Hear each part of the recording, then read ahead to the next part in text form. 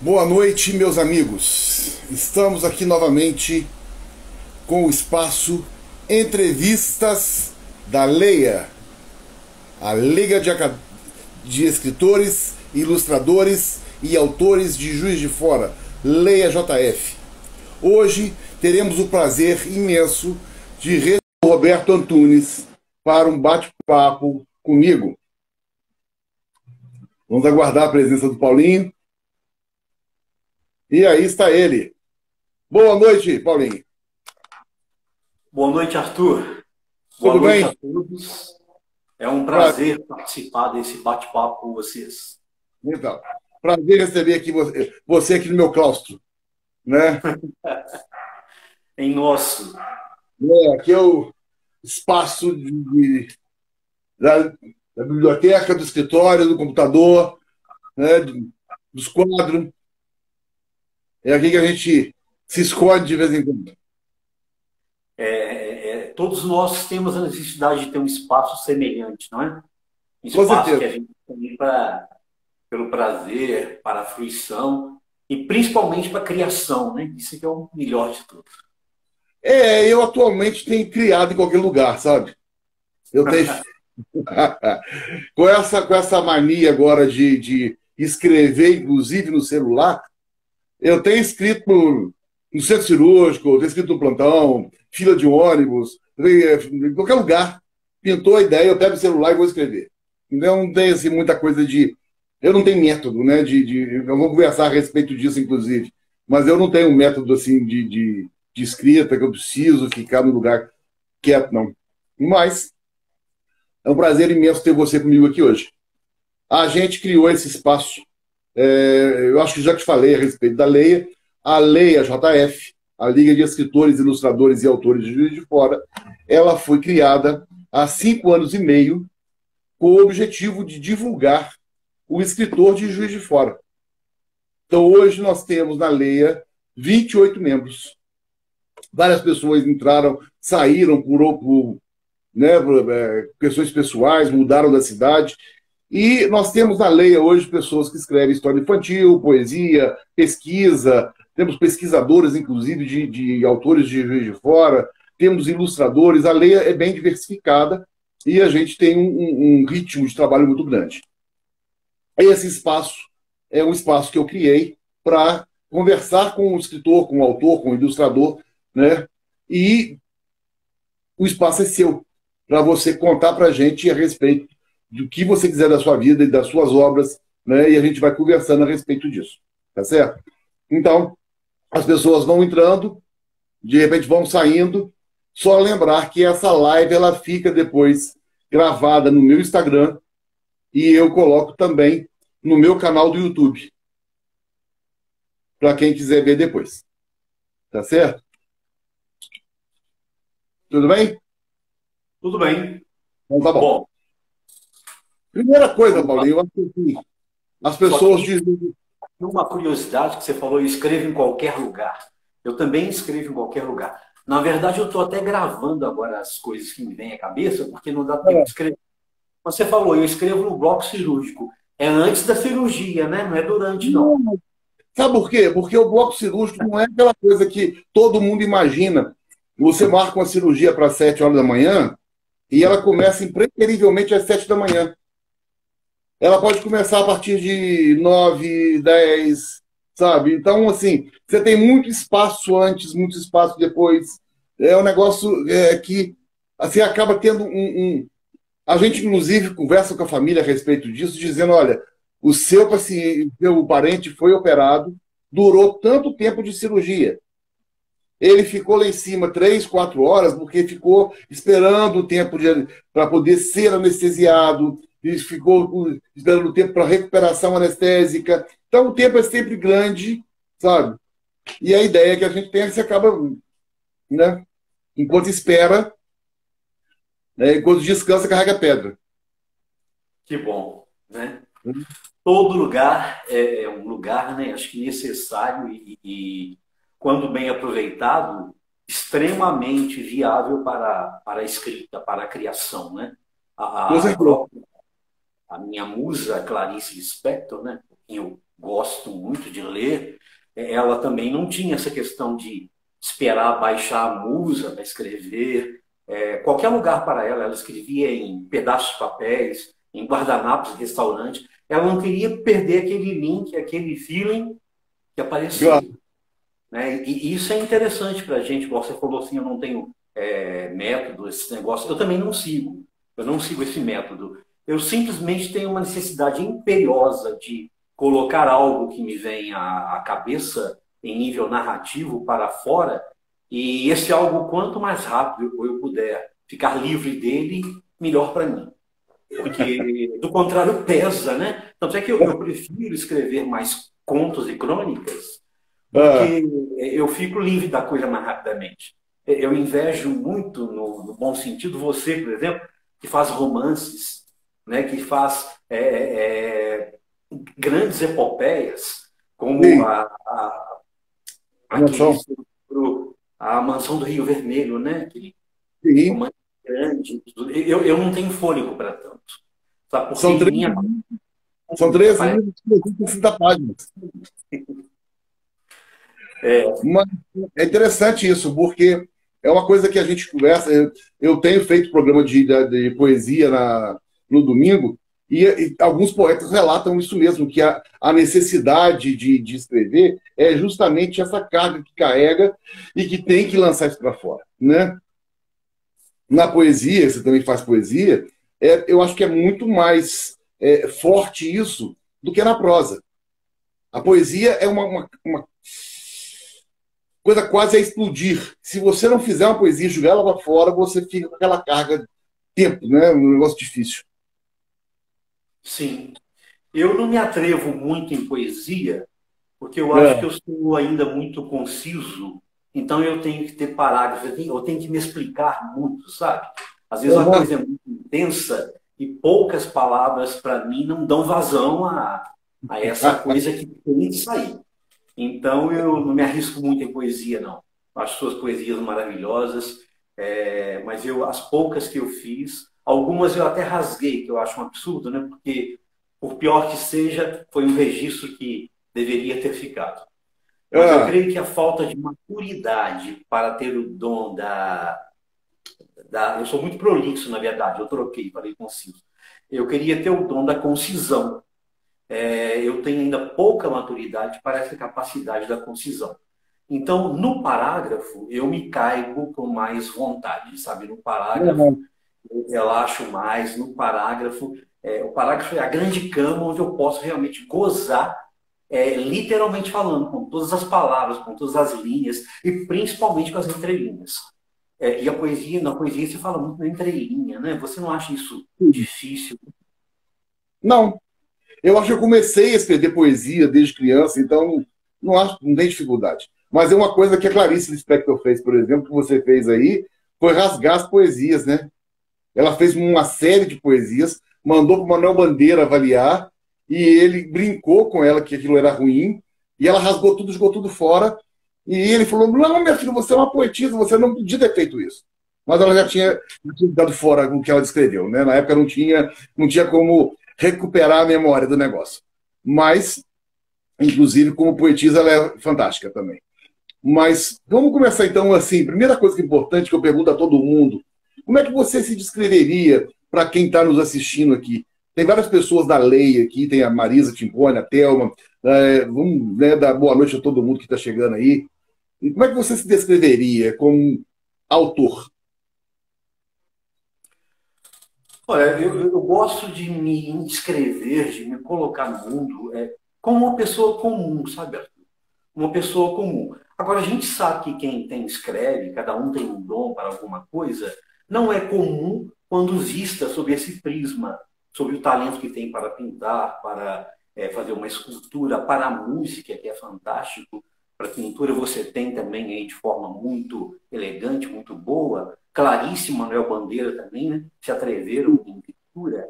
Mas eu gosto de me colocar como uma pessoa comum. Agora, como uma pessoa comum incorporada no escritor, que aparece, né, eu me defino como uma pessoa que tem uma necessidade grande de tentar falar para os outros tudo que está me corroendo de forma sutil, leve, agradável, ou de forma estúpida, eu tenho essa necessidade, sabe? Então, eu me defino como um escritor de rompantes. Eu tenho necessidade quase que biológica mesmo de passar para o outro, seja o vulcão, seja o mar sereno que está passando por mim. Acho que é isso. Excelente, ótimo. E o ator? Gente, para quem não sabe, o Paulo Roberto Antunes também é ator de teatro, é diretor de teatro, escreve teatro, né? Só começou a fazer teatro muito tarde. Ele começou a fazer teatro quando eu vim embora de Juiz de Fora. Senão teria feito para Juiz de Fora, então teria feito junto, né? Mas nem tarde assim, né? Você começou a fazer teatro quando? Eu comecei nos anos 80, né? Porque a gente é do século retrasado, passado. Eu sou quase da época da Santa Ceia, na verdade, né? Eu comecei ali com os meus 19. Quando criança, eu já brincava muito de teatro no fundo da horta, né? A gente montava peças lá e tudo. Sempre amei teatro. Hoje eu sou muito mesmo, já há muito tempo, eu sou plateia, porque eu não vivo sem teatro. Na pandemia, a fome maior minha é de teatro. Teatro e cinema. Cinema também eu Sim. acho fantástico. Mas como ator, eu sou mais visceral, porque eu prefiro muito. A única coisa que eu consigo levar em nível campo literário, assim, que eu me estico, é quando eu escrevo peças teatrais. Aí elas são mais alongadas, eu levo mais tempo, mais dias, né? Igual uma crônica, eu termino num dia, eu termino em meia hora, tá de boa. A peça teatral, não, às vezes eu tenho que levar muito tempo trabalhando. Tenho várias escritas, né? Até montadas. Como ator, eu penso muito numa coisa muito visceral também, porque estar no palco é uma coisa muito milagrosa, é muito fantástico. Você realmente esquece de você e vive uma pessoa que não é você, e isso é muito interessante porque te dá uma ideia de ser humano distanciado, sabe? De que você poderia viver só não sua vida, mas outras vidas também. Tanto é que eu prefiro muitas tragédias, os dramas, que eu acho que são mais intensos, né? E tem personagens mais fantásticos.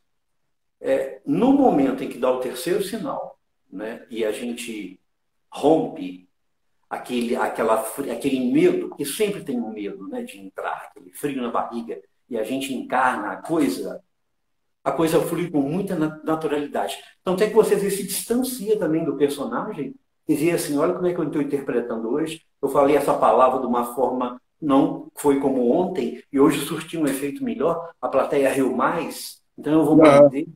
É legal porque tem essas vindas e vindas. Eu entro e saio de mim, entro e saio de mim. Não é sexo não, mas é assim mesmo, né?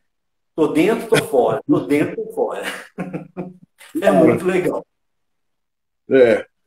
As pessoas estão comentando a respeito da sua fala aí. Maria Lígia falou que você é um excelente ator, excelente professor, né? A Marisa Timpone falou que você tem propriedade da fala, claro, né? Mas, e quando começou a ter a literatura na sua vida? A partir de quando que você escreve? A partir de quando que você começou a pensar em escrever? Literatura, eu creio que eu comecei com uns 11, 12 anos, porque na minha casa nós somos três, eu e duas irmãs, e minha mãe e meu pai, que era doente, então, basicamente, ele também era um filho que a mãe tomava conta dele. Mas eu comecei a ler, primeiramente, revistas em quadrinhos que a gente comprava nas bancas, trocava com os colegas. Depois eu fui estudar numa escola chamada Polivalente, que você conhece aqui no Lafayette. Foi uma escola de referência nos anos 70, né? Lá tinha Sim, uma biblioteca muito grande, muito boa. Então eu comecei a pegar livros emprestados lá. Mas o grande barato para mim foi descobrir a Biblioteca Pública de Lafayette e uma livraria chamada Mafuz.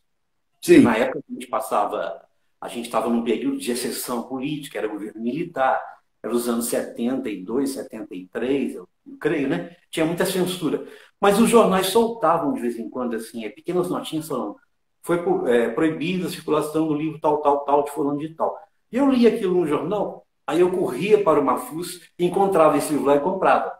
Porque era Aham. muito legal ler o proibido. Todo mundo adora. Você quer que as pessoas façam as coisas? Manda proibir aquilo. Com Faça o que certeza. manda fazer. Então aí eu descobri a Adelaide Carraro, que era considerada pornográfica, mas para mim era sensualidade, não, né? Era erotismo, não pornografia. Cassandra Rios. Sim, E comecei a ler esses livros. E na biblioteca pública eu ia e lia as obras gregas. Assim, eu gostava muito de mitologia grega, eu adoro mitologia grega. Agora quero descobrir mais a questão mais africana, que eu acho que eu fiquei defasado nisso, em sim. literatura africana. Eu comecei a ler, esses livros não podiam sair da biblioteca. Mas como eu ia muito lá ler, pegava livro emprestado e tudo, a senhora tomava conta da biblioteca, ficou minha amiga Sônia, me lembro dela até hoje, onde quer que ela esteja, espero que ela esteja muito bem. Era uma bondade ambulante, a Sônia. Uma voz baixinha. É um dia me falou assim, você quer levar um livro desse para cá? Eu falei assim, eu gostaria, mas não pode, cara, né? Livro de capa dura. Ela falou assim, você faz o seguinte, você passa aqui na sexta-feira com uma sacola, eu coloco na sacola, você entrega na segunda-feira sem falta, na hora que eu estiver abrindo. Aí eu Aham. pegava, livros levava, passava o fim de semana lendo, né? E entregava para ela. Isso me estimulou muito mais, sabe? E a partir do momento que você começa a ficar viciado em ler, você fatalmente vai querer escrever. Não tem como desvincular isso, né? Então Não tem. eu comecei a escrever também. Por uma questão até também de desabafo, que eu sempre fui um menino muito quieto, né? Assim, ficava muito sozinho. Tinha os meus colegas, minha turma, mas gostava muito de ficar sozinho, né? Então, muito quieto. Então, a forma que eu tinha de eu conversar com alguém, e nesse caso, esse alguém era meu, que eu sou muito de ouvir as pessoas, e pouco, falar de mim eu falo pouco, mas falar dos outros, e ouvir as pessoas eu ouço, eu faço bem. Eu encontrei em escrever. E aí comecei a encontrar professores que liam minhas redações, aí queriam ver alguma coisa que eu escrevia, e eles foram me dando força, me dando apoio. E quando eu vi, eu estava publicando em jornais, o pessoal pedindo mais, o pessoal criticando coisas boas, coisas ruins, eu descartando críticas, eu agasalhando críticas. Quando eu vi que eu tinha realmente uma necessidade, uma vontade e realmente um dom para escrever. Eu acho que é Que um eu dom. admiro muito, que eu admiro muito, porque eu sempre fui seu fã, né? Desde que eu te conheço, né? Outro dia mesmo, temos uma longa trilha aí de anos, né? E eu acho que tudo que eu li, eu gostei, sempre gostei muito, né? Então, assim, Na verdade, nós fizemos trocas muito boas, né? Você escrevia também, eu lia seus escritos. Eu me lembro que quando o Carlos Drummond, não, o Vinícius de Moraes morreu, você fez uma poesia, uma crônica, e eu também fiz. E nós sim, lemos aquilo, discutimos muito aquilo. Quando também eles soterraram não, eles jogaram água por cima de Sete Quedas, né, aquela maravilha. Eu fiz um texto, você leu, elogiou muito, então a sua crítica para mim era muito própria, porque nós comungávamos a mesma coisa, porque você era muito voraz para ler e muito voraz sim. para escrever. Então, para mim, era uma crítica que importava muito, porque eu estava falando com um par. E isso é muito importante, né? Então, Que bom. foi de grande apoio. Como é? Agora, eu gostaria de ter esse afã que você tem, porque eu vejo que você escreve 24 horas. Você funciona a 220, né? Você é médico, faz aula, dá aula, escreve, pinta, faz de tudo. Eu não tenho esse fôlego. Eu gostaria muito de ter. Esse foi o meu grande problema em dezembro, quando eu tive Covid, que eu tive cansaço e parado. Eu fiquei adinâmico, eu fiquei parado 2 semanas. Eu estava entrando em desespero, porque eu não conseguia fazer nada, entendeu? E no meu normal, eu estou agindo, fazendo coisa o tempo todo, né? É uma loucura isso. Mas aí, você publicou livros. Qual foi o primeiro livro que você publicou? Bem, o primeiro livro foi publicado em 1999, 2000, eu creio. foi uma coletânea de contos e crônicas que eu havia publicado em jornais em Lafayette. Obviamente que muitos contos e muitas crônicas ficaram de fora porque se perderam no tempo. Eu não tinha esses jornais mais. Na época não tinha questão do computador, era máquina de datilografia, né, essa coisa toda. Então, os que eu consegui pegar, eu fiz uma coletânea, aqueles que mais me interessaram, e publiquei um livro chamado No Pulsar das Entrelinhas, dividido em 5 partes. Contos de amor, contos de terror, contos sobre o cotidiano da vida. E essa foi a minha primeira publicação. Foi um livro que eu gosto muito. E eu E nele também. a minha cara de narrador está muito mais explícita, tá? Está bem delimitada. Depois o narrador foi incorporando muito uma espécie aí de analista da vida, sei lá, de terapeuta das coisas que vê. Aí o contador de história sumiu um pouquinho, porque de vez em quando eu corto a narrativa e começo a fazer viagem interior e interior. Depois que eu leio, falo, opa, tem que voltar e prosseguir a história, né? Prosseguir a história. Eu não posso ficar só dentro da cabeça do personagem. Então foi muito legal. Eu gosto muito. Lá na faculdade de Direito de Lafayette na época. Saiu muito, foi muito bem vendido. E foi fruto mesmo também do apoio que eu tive dos leitores dos jornais que escreviam, que me ligavam, que pediam. O segundo livro eu já publiquei há mais tempo, eu não me lembro bem o ano também. Foi um livro feito a 4 mãos, na verdade. Assim, eu e a minha amiga, a professora Maria Inês Rezende, que é uma grande poetisa, que trabalhou aqui em Lafayette comigo muito tempo, na faculdade, na escola. Então ela falou assim, eu estou muito apreensiva, porque tem tempo que você não publica livro. E ela é uma grande escritora também de literatura infantil, é fantástica. Ela falou, vamos fazer uma parceria para poder ficar mais barato? Eu falei, vamos. Ela fez, colocou as poesias dela, que ela é muito do campo da poesia mesmo, embora faça crônicas fantásticas. E eu entrei com contos e crônicas. Chama-se Deserto Habitado. Ele é dividido em 2 partes. Sim, Oásis, que é a parte dela, que é uma literatura mais leve, muito agradável, né? E Dunas, que é a minha literatura, que pode ser agradável, mas pode ser também desagradável, porque eu de vez em quando gosto de cutucar a ferida, né? A ferida daquele pessoal que não gosta de ouvir certas coisas sobre a vida, a gente tem que ouvir. Porque a claro, vida é feita de, de sol e lua, de claro, amor e ódio, né? Então, de vez em quando, a gente fala dessas coisas também, até para exorcizar demônios. Então, foi claro. o segundo livro. Foi esse aí. E o Esse, terceiro, esse eu não conheço. este, inclusive, eu só tenho um exemplar, tá? Porque também foi adotado para o vestibular da faculdade e tudo, e vendemos tantos, e eu e ela fazíamos umas oficinas de contação de história, ela contava as histórias, e depois de cada história, eram 3 histórias por noite. O projeto chamava Quem Conta Contos, Explica Pontos.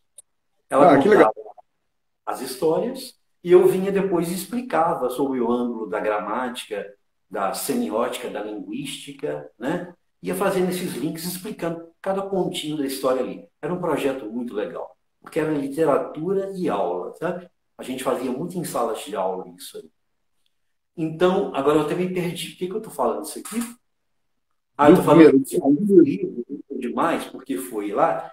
E numa dessas idas também, em várias cidades que nós fomos fazer esse projeto, a gente se empolgava e tinha muita gente que falava assim, eu não trouxe dinheiro, eu não tenho dinheiro hoje para comprar. Eram para professores que a gente dava essa oficina, sabe?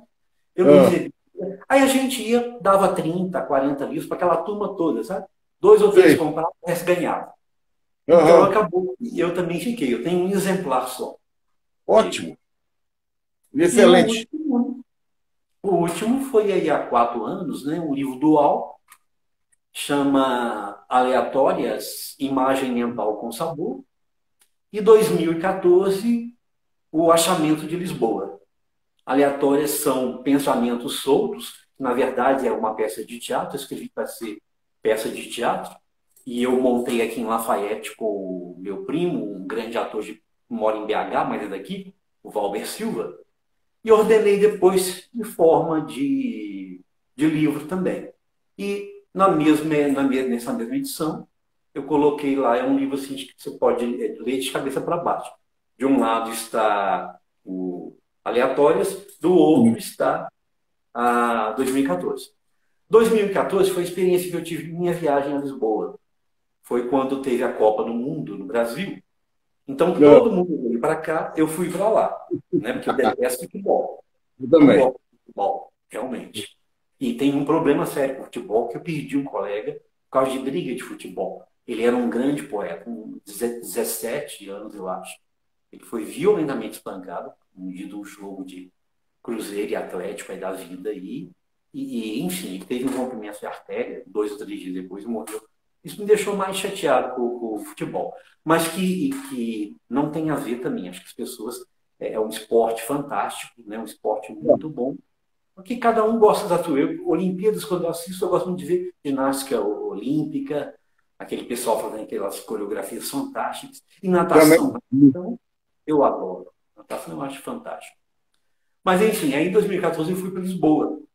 E a gente, cuja mente não para também, né? Eu fui sozinho. Eu ia com um amigo, ele não pôde ir, estava tudo marcado. Eu falei, agora eu vou, né? Até porque estava barato ir, por isso que eu fui, né? Eu- Aí em Lisboa eu fiquei 15 dias trançando lá, igual alma penada.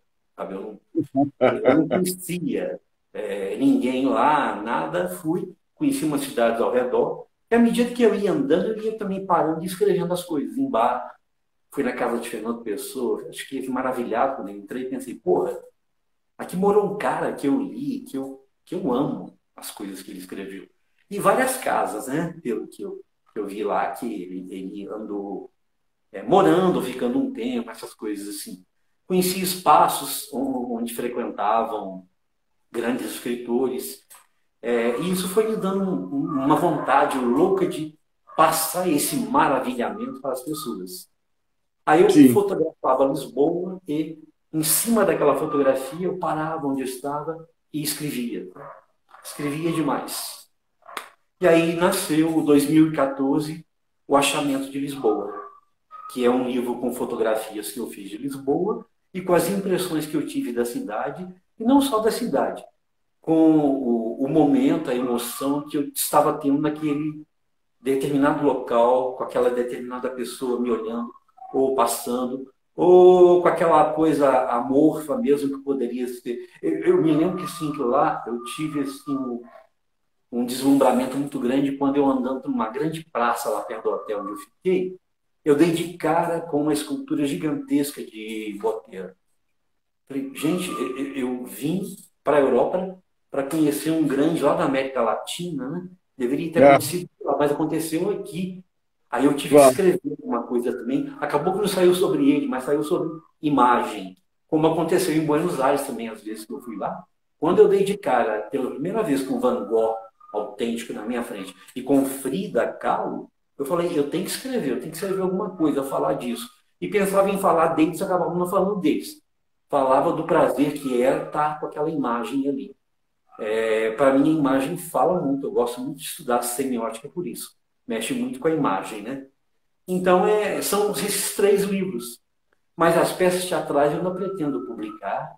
E tem um romance engatilhado que eu estou tentando levar em frente. Você me passa Ah, um pouco do seu fôlego, ah, talvez eu consiga esse gás aí que você tem.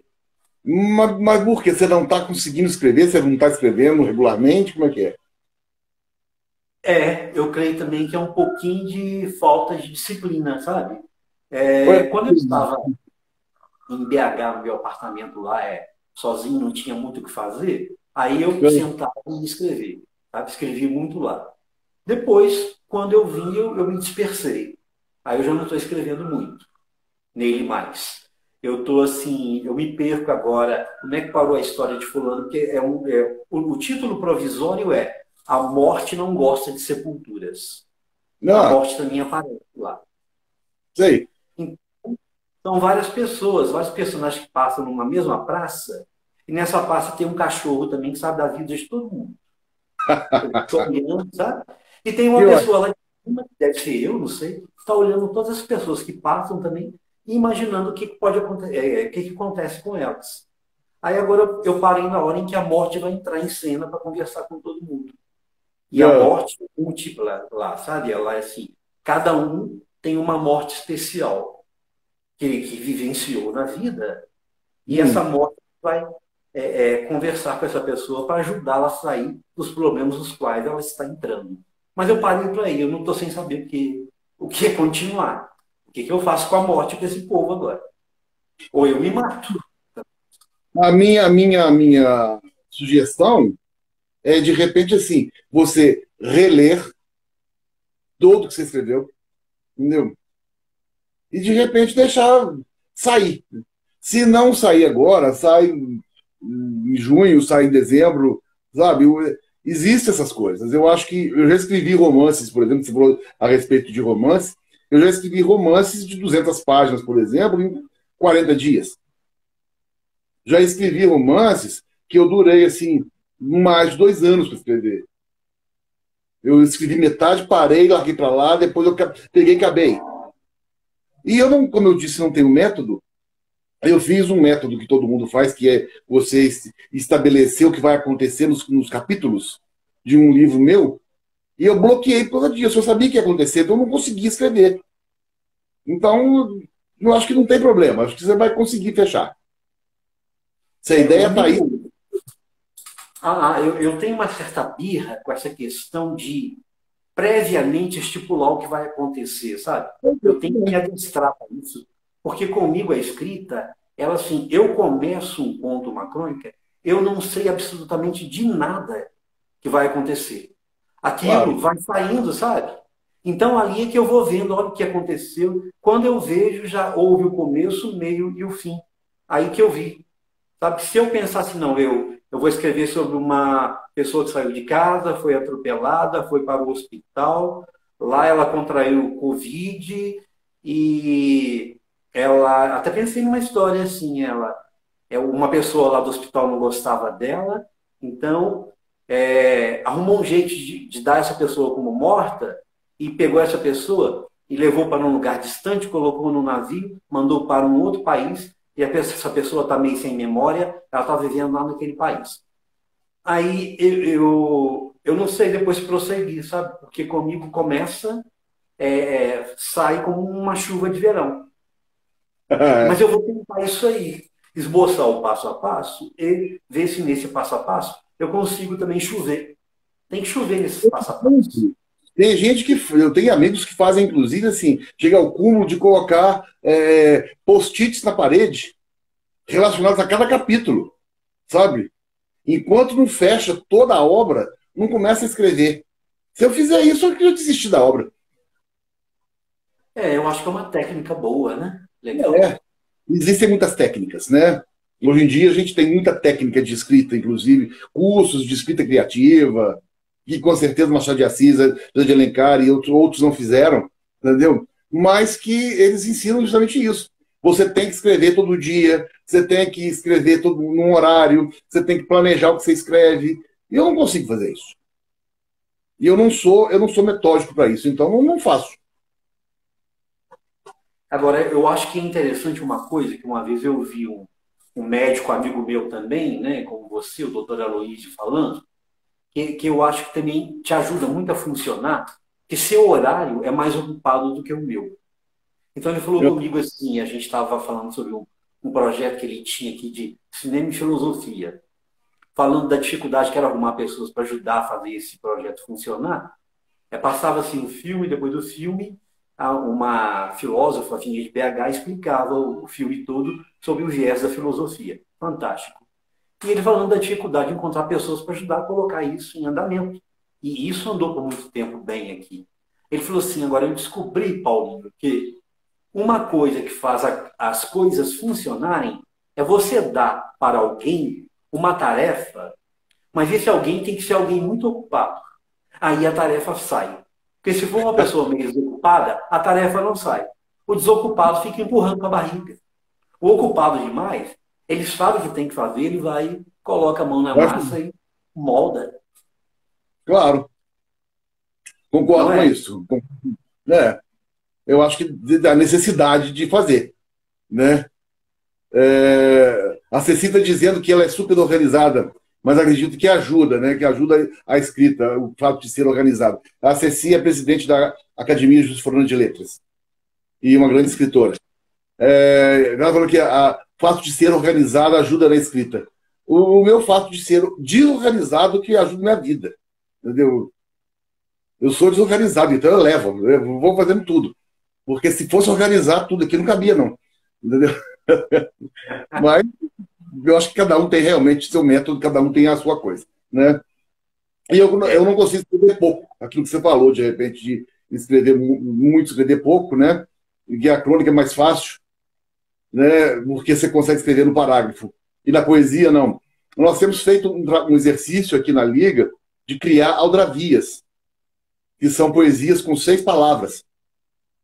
E elas têm que ter um início, meio e fim, um negócio completo, né? Um negócio diferente. E nasceu em Mariana isso, inclusive.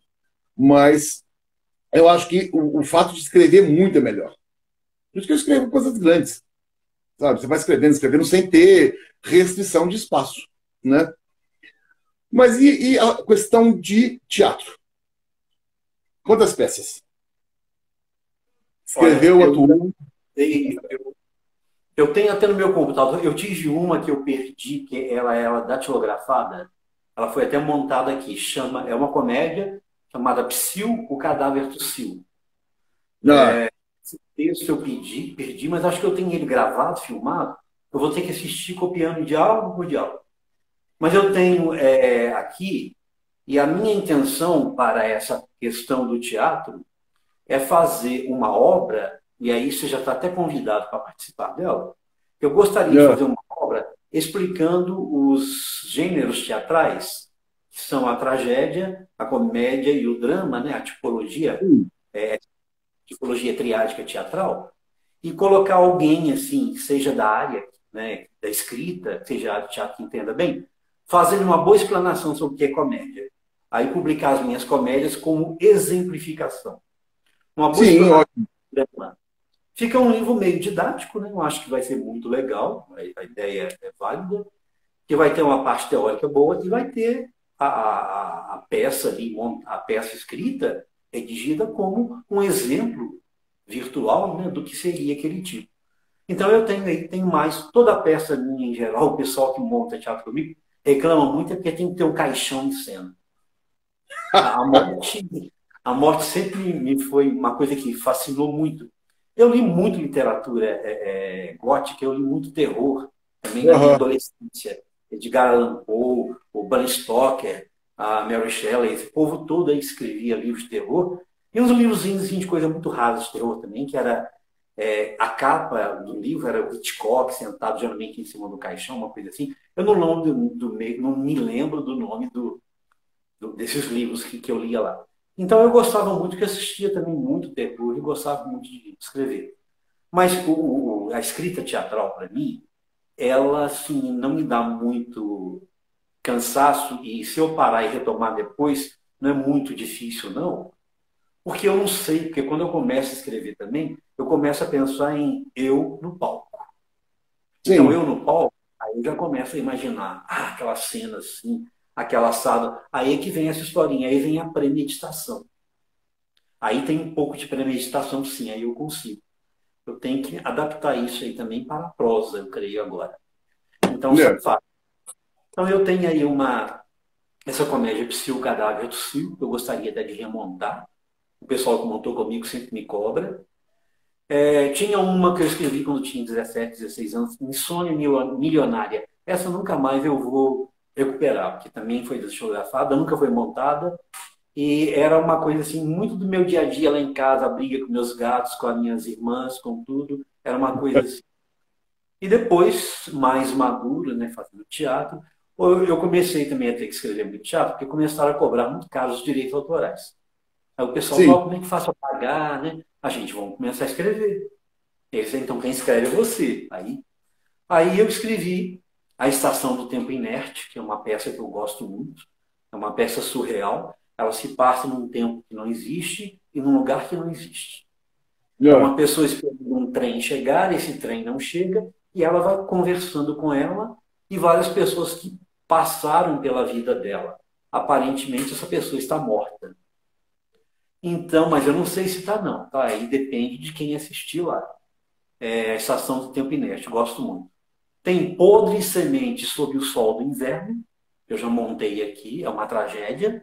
É uma versão pós-moderna de Medéia, só que uma Medéia piorada, mais violenta. Porque a Medéia, além de fazer o trágico e sangrento ato que ela fez com os filhos, ela ainda convence também a outra mulher a fazer junto, para poder fazer com que o Jazão, né, que vai ter outro nome na minha peça lá, ele sofra mais ainda, porque o feminicídio, o infanticídio, aconteça não só pelas mãos da mãe, mas também pelas mãos da amante. Essa, então, é a Podre Semente sob o Sol do Inverno. Essa nós montamos em Lafayette. Eu tenho um monólogo que eu montei o ano retrasado, que é Anatomia de uma Separação. Esse está prontinho, está lá para colocar. É a história de uma pessoa, um homem que vai ao apartamento pegar as coisas dele, porque ele está num processo de separação. Aí ele repensa tudo o que aconteceu na relação dele e na vida dele, né? Enquanto ele está reunindo seus cacos para colocar dentro de uma mala e levar. Ele pensa em levar muitas coisas, no final ele pensa assim, não, eu vou sair só comigo. Porque eu tenho que contar comigo, eu não posso fazer do outro uma escora para eu continuar. E eu tenho que sair novo disso aqui, né? Porque tudo é transitório. Eu gosto muito dessa peça, sabe? Acho ela muito legal. E estou em processo de criação de uma. Essa aí tá fácil, porque são assim, pedaços, são vários personagens que eu vou colocar no palco, que aqui eu estou flertando muito com a minha área, que é a área da linguística, da sociolinguística, que chama Sotaques à Língua. O só é dentro de parênteses. Sotaques à língua. Sabe? São pessoas contando um pouco das histórias delas, só que cada uma com um sotaque. É um gaúcho, um carioca, um mineiro, um português, e por aí vai. Então vai haver assim, vários sotaques naquele mesmo palco ali, poder flertar com essa questão aí de análise sociolinguística dos sotaques que existem na vida, dos discursos que são únicos no mundo, mas a forma de implementação deles diversificada pelo sujeito, a questão subjetiva da linguagem. Então, esse aí dá para fechar de boa, porque são pequenos bifes que a gente chama, pequenos monólogos. Também Sim. Quero colocar nesse livro aí, que já vai ter você como um dos que fará uma das partes introdutórias. Muito obrigado. Muito bom, muito obrigado. Muito legal. Eu gosto muito de teatro, eu acho que eu participei muito pouco de teatro.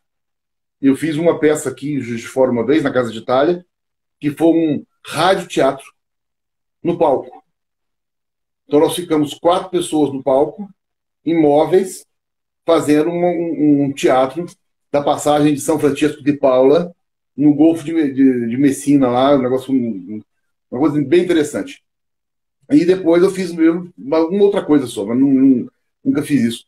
Escrevi algumas coisas, você já leu algumas. Agora, na pandemia, eu escrevi uma peça sobre a pandemia. Uma família que sofre as consequências de isolamento, morte. Isso aí você não leu ainda. Mas gosto muito eu acho que a montagem do teatro é um negócio fantástico. Eu admiro quem faz, admiro muito você que faz isso, inclusive fazendo isso em Lafayette, numa fase que a gente viveu de pós-tiro de guerra, que não tinha muito, sei lá, não tinha muito público, não tinha muita aceitação, né? Eu acho que até hoje a arte está muito prejudicada no país inteiro. Com essa pandemia, por exemplo, a arte foi totalmente confinada, né? Porque ninguém pôde fazer mais nada. Né? Na nossa área, por exemplo, os lançamentos de livro ficaram todos parados, né? As feiras literárias paradas, teatros parados, músicas paradas, shows, etc. Então, eu acho que complicou bastante para todo mundo. Né? Sim.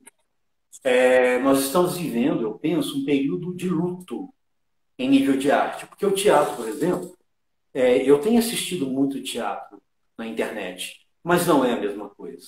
A linguagem para a filmagem é outra. Né? É outra.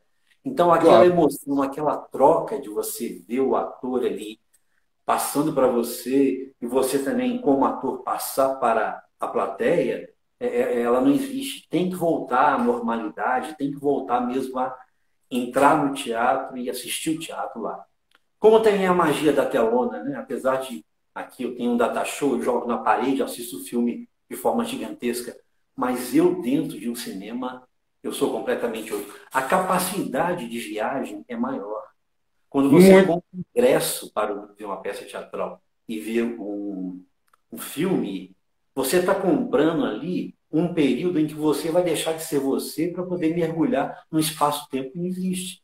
Não é seu, foi proposto para você. Eu sinto assim, quando apagam-se as luzes e começa a projeção, começa a peça, eu saio da cadeira, Tá. a gente voa. Então, esses espaços têm que voltar a É. funcionar, até para a socialização, né, de todo mundo e da geração de agora, não ser prejudicada em nível de socialização. É, eu acho É, que nós estamos. mas ainda Digo, tem bastante risco. Então, vai voltar. Né? Mas, claro, né? Planos para o futuro. planos. Eu pretendo diminuir um pouco o ritmo de trabalho, fazer mais assim, fazer mais com menos e partir para tentar ir mais para o lado do teatro e também para o lado da escrita. Que É. amadurecendo, envelhecendo, a gente vai percebendo que muitas coisas que antes eram importantes agora já não são mais. O importante, na verdade, é sempre o que está morando no abstrato. Né? O Sim, importante não é tão mais toque, tão visível mais. O importante está sempre no campo da penumbra, da cortina. E esse é o campo da literatura, é o campo do teatro, é o campo do cinema, né? É o campo da troca de emoções, porque nós somos filhos de emoções, eu creio o tempo sim. todo, e dando curto-circuito. Isso aqui é o grande barato, né? Esse curto-circuito. Desde que ele não prejudique o outro, né? Porque tem gente que está É, tendo curto-circuito o tempo todo e até propositalmente para prejudicar o outro, né? A gente viu aí que o ódio saiu do armário e não vai querer voltar. Mas é até interessante o ódio fora do armário, que a gente tem como dialogar com ele, porque antes ele nem aprecia. Ele simplesmente promovia algum ato e outro, né? Hoje a gente pode dialogar com ele. Quem sabe ele não vai ser tanto acentuado mais. E ele vai sim, repensar as coisas, como o amor também. E também é necessária essa coisa do ter o amor e o ódio. É tudo barroco mesmo, né? É tudo no sim. mínimo dual. Né? No mínimo dual. A minha pretensão mesmo aí, como você falou, eu quero me voltar mais para essa parte, para eu tentar chegar a ser um Arthur Laís, assim. Ah, Consiga estar a ah, ah, 220 o tempo todo escrevendo, escrevendo e estudando italiano, igual você aí faz. Eu adoro espanhol. Lá em ah, Portugal, quando eu estava lá, eu ligava a televisão, porque o português de Portugal é humanamente impossível de entender, né? É terrível. incrível. Eu assistia tudo em espanhol lá, porque não dava, né? Porque é realmente difícil. Lá leva um tempo para se acostumar, depois se acostuma e É. vai. Mas eu pretendo, é isso, é me lançar mais na questão artística, para eu poder ter assim esse resto, esse resíduo de vida, que pode ser Ah, 1 ano, 2 anos, ou mais 20, 30 anos, se eu tiver tudo bem, pode ser isso. Senão, eu não quero, não. Eu quero pois é, estar aqui, mas biologicamente bem. Biologicamente bem. claro. Esse tempo tentando fazer, que é isso que realmente me dá um prazer interior muito grande, da forma mais digna, mais possível e que seja como um fio condutor realmente para poder tocar o coração de alguém, arranhar o coração de alguém, sabe assim, quando necessário, para poder mostrar que a vida, apesar de ser dura, de a gente ser sísifo o tempo todo, carregar a pedra até no alto daquele monte, depois a pedra cai, a gente volta a pegar a pedra de novo, mas isso é necessário, né? Isso é bom, faz parte, porque nós somos privilegiados. Se você pensar em pandemia, a gente tem uma casa, está comendo bem, estamos com os nossos. A maioria, a gente sabe que não está assim. A maioria Não, não tem internet para assistir uma coisa boa. Eu fico não. muito chateado com essas questões de desigualdade social tão gritante, não só no Brasil, não, é no mundo inteiro. O mundo Sabe? inteiro, né? E a gente levando a arte ameniza isso, Claro. ameniza. Quando eu fiz peças para escolas muito carentes, era tão bonito você ver o brilho no olhar das crianças, peças infantis, por exemplo. Elas terminavam aquilo e vinham falar: nunca tinha assistido teatro na vida. Que coisa bonita, que legal. Quando eu fazia contação de história também, sabe? Ninguém conta história para mim assim, não, colocando música, colocando não sei o quê, colocando bonequinho. Que legal é esse negócio do teatro que você mostrou aí. Então, a gente tem que levar. Acho que a gente Tem. nasceu para distribuir arte, quem está nesse É, campo. essa é uma dificuldade que a gente está tendo com essa pandemia. Porque, por exemplo, a gente faz muito trabalho com a Leia, fazia, né, em escolas, e nós temos ótimos contadores de história na Leia. Pessoas que eles vão contar história, eu sento na primeira fila para poder ouvir, porque eu me divirto, mais do que as crianças. Né? E eu acho que isso é muito importante para as crianças, é muito legal. É igual quando nós vamos para a feira literária, eu boto minhas lentes vermelhas e vou assustar a criancinha. Entendeu? Né? Faz parte da coisa toda. Mas eu acho que a gente está muito assim. Realmente tem essa coisa da paralisação e você não está. Nós estamos descobrindo outras coisas. A gente está fazendo outras coisas. Essas coisas todas online, por exemplo, a gente está fazendo muito mais, atingindo muito mais, mas não está satisfazendo. Né? Não está satisfazendo. Está faltando realmente esse calor humano que a gente tem de estar pertinho do nosso público ali. Sim. Como eu falei com você, a questão do teatro filmado, as modulações vocais necessárias para poder passar a emoção, elas vão por água abaixo. Porque É, a fala para o cinema é outra, completamente diferente. E isso é lamentável, né? Porque, principalmente para a nossa geração, que é uma geração que cresceu ouvindo história. Quando eu era bem criança, meu pai contava histórias. Ele adoeceu, foi perdendo o jogo do corpo, né? Foi até uma ele tem uma história meio semelhante com a história da Clarice, acho que talvez por isso eu gosto muito dela, porque ela teve isso com a mãe. A mãe dela teve sífilis e foi paralisando. Eu tive né? um pai com sífilis que paralisou tudo, sabe? E isso me inquietava muito também, como inquietava ela lá. Aliás, por exemplo, eu descobri Clarice também numa forma muito legal. Foi nessa biblioteca que eu falei. Eu tinha mania de pegar um autor e ler tudo dele. Então eu pegava o Sim, Jorge Amado, ia tudo Jorge Amado. Sidney Sheldon, tudo Sidney Sheldon. Aí eu peguei Érico Veríssimo, li tudo Érico Veríssimo. Aquela trilogia, O Tempo e o Vento, nossa, aquilo. maravilhoso. Assim, Ana Terra é uma das mulheres que eu gostaria de que existisse e que eu participasse da vida dela. Aliás, Né? as personagens femininas, elas são muito ricas, né?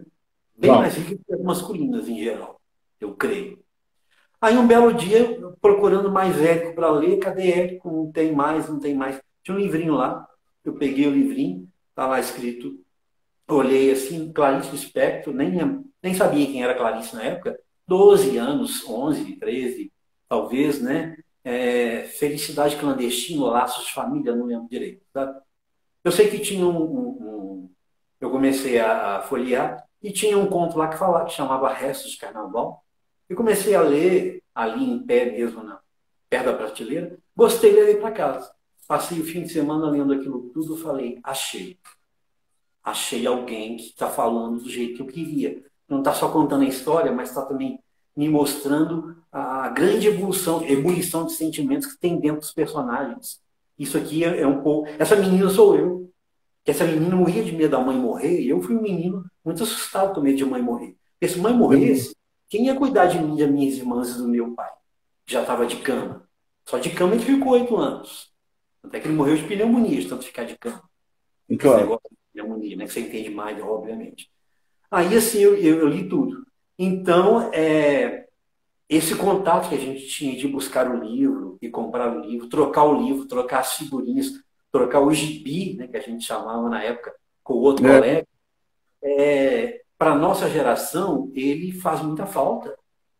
cheirar o livro, cara. Isso aqui é coisa tão gostosa. Você pega um livro antigo ou um livro que você comprou há pouco tempo e abre, sente aquele cheiro do papel e esse cheiro tem memória.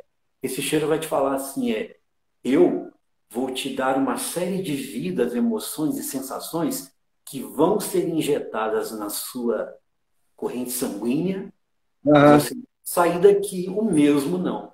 E é real. Isso para a gente é claro. fantástico, né? Agora, não sei se você mexe mais com a internet do que eu, até sabe mais, porque eu sou um analfabeto digital. Eu tenho Ah, preguiça disso, sabe?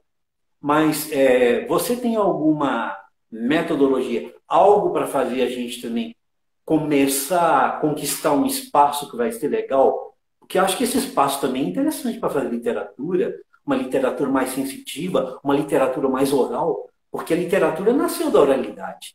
Será que a gente não está voltando ao começo, não? Agora não vai ser livros lidos? Como é que é isso? Existem, inclusive, agora os audiobooks, né? Uhum. Mas saiu o livro digital, É né? água. Aham. Saiu o livro digital. Eu tenho, por exemplo, um Kindle. Eu já li alguns livros no método digital. Não deu certo. É um excelente negócio para você levar para fila de banco, para fila de prefeitura, sabe? Para as filas é ótimo você ler aquilo, porque você tem um negócio desse tamanhozinho. Mas realmente o livro, ele cheira, né? Eu gostei dessa coisa do livro ser injetado na veia. Porque a ideia é essa mesma ideia. Você não sai de um livro do mesmo jeito que você entrou, né? Agora, o mundo digital ele está aí para a gente usar. Eu tenho um blog, por exemplo. Eu estou botando coisas no meu blog. Tem mais de 600 coisas no meu blog já, né, que as pessoas leem lá dentro. Estou fazendo agora a questão do canal novo, do programa novo de literatura. Para quê? Para justamente levar mais coisa para as pessoas que não querem ler, que querem ouvir. E eu acho que assim está funcionando, sabe? Né? Semana que vem, inclusive, meu programa do YouTube vai ser Clarice Lispector, tá? Hum? É, né? O programa Literatura com Arthur Lais vai ser Clarice Lispector, a crônica vai ser Clarice Lispector. E eu acho que, não sei, eu acho que a internet está aí, ela não vai substituir nada, assim, 100%, mas a gente é dependente dela. Você precisa de uma pesquisa, você vai fazer pesquisa na internet, você precisa, sabe, tudo está na internet, né? Agora, duas coisas interessantes. A Ceci falou que ela achou interessante você a coisa de levar o teatro para as escolas. Com certeza, né? Isso é uma coisa fantástica que eu acho legal demais. E a Elisete Silva falou o seguinte: já faz um tempo que eu ouvi ele falando que vai parar um pouco, mas não consegue porque a cultura precisa de você.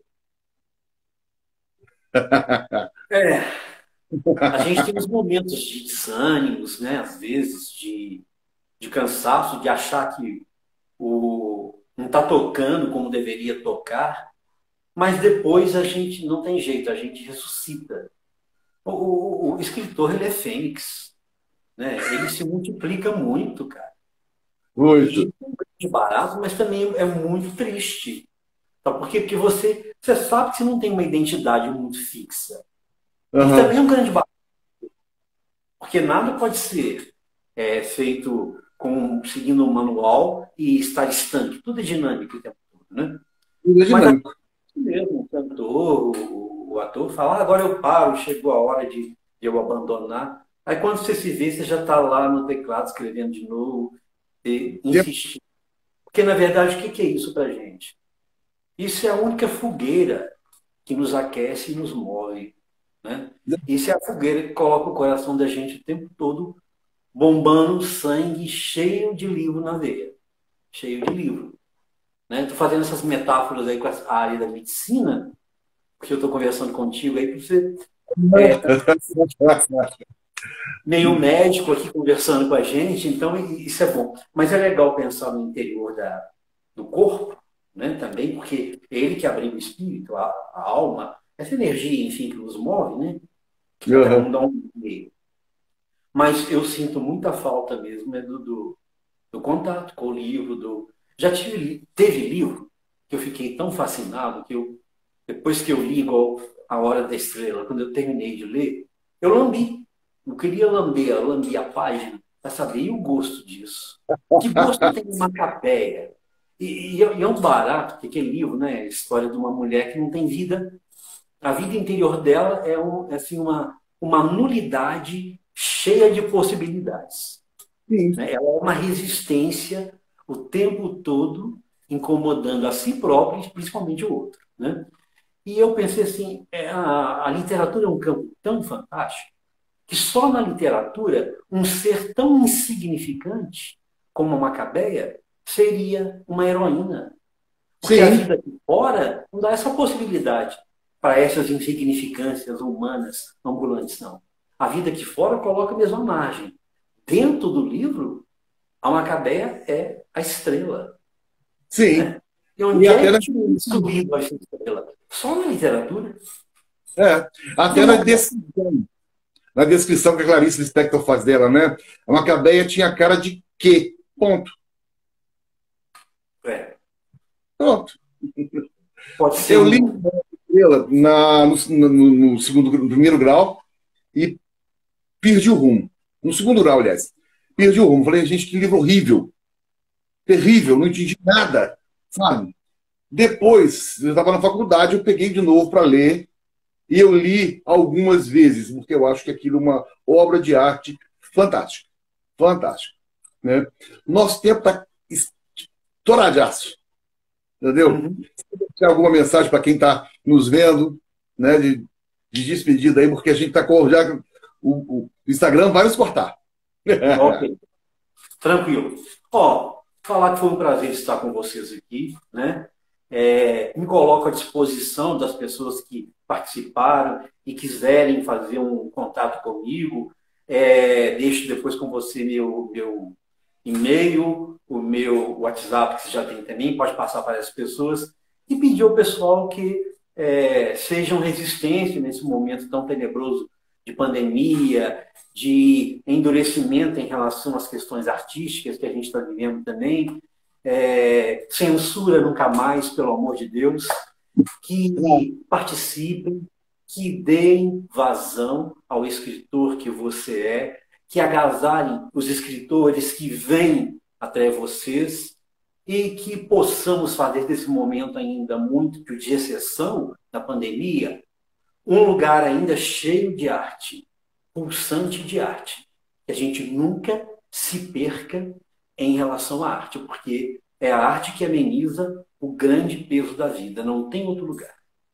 Com Não é? certeza, com E certeza, sem muito dúvida. obrigado pela oportunidade de estar participando desse canal comunicativo tão importante e bom. Muito obrigado. Eu que agradeço você ter aceitado. Né? Você é a pessoa que eu adoro, gosto muito de você, você sabe disso.